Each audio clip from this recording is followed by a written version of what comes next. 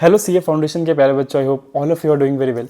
इस वीडियो में हम एक बहुत ही इंपॉर्टेंट चैलेंज के ऊपर डिस्कस करेंगे जो आप लोग फेस करते हो एंड जिसके ऊपर आप लोगों ने मुझे बहुत ज़्यादा क्वेरी पूछा over the last few days कि sir how to deal with a difficult subject in C exams. देखो, मेरे भी फाउंडेशन, इंटरमीडिएट, फाइनल में हर लेवल पे कोई ना कोई एक ऐसा सब्जेक्ट था जिससे मुझे बहुत ज़्यादा डर लगता था, जो मुझे बहुत ही डिफिकल्ट लगता था, जिसमें ऐसा लगता था कि मैं फेल भी हो जाऊँगा। तो इस वीडियो में मैं डिस्कस करूँगा फ्रॉम माई एक्सपीरियंस कि कैसे आप एक डिफिकल्ट पेपर से डील कर सकते हो। नाउ ये बहुत ही आसान है बोलना कि सर जो भी पेपर डिफिकल्ट लगता है उसके ऊपर काम कर लो, बट कैसे काम करना है वो मैं आपको अपने एक्सपीरियंस से इस वीडियो पे बताऊंगा। तो देखो, जो भी बच्चे वीडियो देख रहे हैं उसको मैं दो पार्ट्स में डिवाइड करता हूँ। एक तो वैसे बच्चे जिनका मई 26 में एग्जाम है 30-35 डेज़ के बाद, और एक ऐसे बच्चे जिनका सितंबर 26 और ऑनवर्ड्स में एग्जाम है। तो सबसे पहले आई विल एड्रेस मई 26 वाले बच्चों कि देखो, आपके पास 30 दिन है। तो नॉर्मली एक बच्चा कैसे प्लान करता है कि भाई 7 दिन मैं इस सब्जेक्ट को दूंगा, 7 दिन इसको दूंगा, 7 दिन इसको दूंगा, 7 दिन इसको। इस तरीके से मेरा 30 डेज़ का हिसाब बन गया ना। अगर आपको कोई सब्जेक्ट बहुत ही ज़्यादा डिफिकल्ट लग रहा है, लेट्स सपोज मैथमेटिक्स, तो आपको थोड़ा सा अपने स्ट्रैटेजी में मॉडिफिकेशन लाना पड़ेगा। मॉडिफिकेशन कैसा कि देखो, आपको जो भी सब्जेक्ट से डर लगता है आपको उससे थोड़ा दोस्ती बढ़ाना पड़ेगा। जिस फ्रीक्वेंसी पे आप उससे मिल रहे हो वो आपको बढ़ाना पड़ेगा।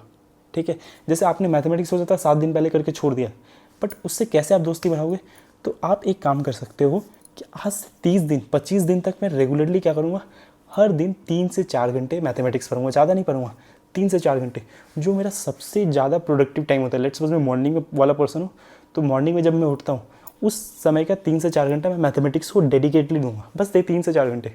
सर 3 से 4 घंटे में तो एक चैप्टर कंप्लीट नहीं हुआ। तो आपके पास है तो 25 दिन है आपके पास, तो हर दिन 3 से 4 घंटे आपको देना है। हो सकता है मैथमेटिक्स और फाइनेंस जो आप 2 दिन में करते वो ऐसे 4 दिन में कंप्लीट होगा।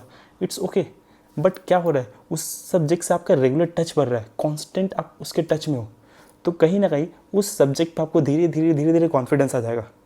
और जब आपको कॉन्फिडेंस आ जाएगा तो उसके बाद आप एक काम कर सकते हो कि मैं 2-3 दिन में जो भी सिलेबस बचा रहेगा उसको मैं स्ट्रेच करके कंप्लीट कर लूँगा। वंस यू गेट कॉन्फिडेंस कि जो क्वेश्चन है वो उसमें मेरे अच्छे तरीके से सॉल्व हो जा रहे, नहीं हो रहा है, या तो आप उसको कंटिन्यूसली 25 दिन तक करते रहो। ठीक है, तो अगर आप इस तरीके का स्ट्रैटेजी फॉलो करेंगे तो उस सब्जेक्ट पे आपका धीरे धीरे कॉन्फिडेंस हो जाएगा और आप उस सब्जेक्ट में अच्छे मार्क्स स्कोर कर सकते हो। ठीक है, तो ये तो ऐसा हुआ जिसका एग्ज़ाम है। लेकिन ऐसे बच्चे जिनका सितंबर 26 एंड ऑनवर्ड्स एग्जाम है और उनको आज ही पता चल गया ये सब्जेक्ट तो मेरे लिए बहुत डिफिकल्ट है, तो बहुत ही अच्छा है कि आपने पहले डिस्कवर कर लिया कि भाई इस सब्जेक्ट से मुझे डर लगता है। तो अब आपको इसको कैसे डील करना चाहिए? तो जब आप अभी क्लासेस कर रहे हो या जब सेल्फ रिविजन कर रहे हो तो आपको प्रॉपर तरीके से एक स्ट्रक्चर बनाना पड़ेगा कि लेट्स सपोज कि मैथमेटिक्स में लॉजिकल रीजनिंग है, स्टैट्स है, और लेट्स सपोज बिजनेस मैथमेटिक्स है। तो लेट्स सपोज एक चैप्टर में कितने कितने फॉर्मूलाज है, उसका एक नोट्स बना लो। उस फॉर्मूला के कौन कौन से क्वेश्चन है वो नोट डाउन कर लो कि भाई इस फॉर्मूला का ये क्वेश्चन मैं रिवीजन में करूँगा, या इस फॉर्मूला का इस क्वेश्चन में मुझे थोड़ा ज़्यादा सा डिफिकल्टी होता है सॉल्व करने में, तो उसको अभी हाईलाइट कर लो। कौन से ऐसे ग्रे एरियाज है जहाँ पे आपको डिफिकल्टी फेस हो रहा है उसको हाईलाइट कर लो। प्रॉपर तरीके से नोट्स बना लो। ठीक है, और अगर आप इस तरीके से नोट्स बना लोगे तो नेक्स्ट बार जब आप रिवाइज़ करोगे तो आपका कंपैरेटिवली वो सब्जेक्ट उतना ज़्यादा डिफिकल्ट नहीं लगेगा और आप आराम से उसको रिवाइज़ कर लोगे, आराम से फिर एग्ज़ाम के पहले भी रिवाइज़ कर लोगे।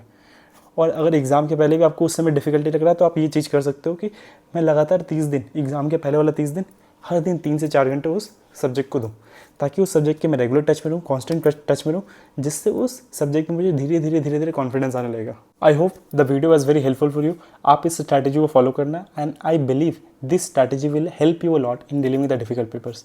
Feel free to reach out to me over Telegram for any queries you have, any guidance you need. Bye bye, take care, thank you for watching, happy learning.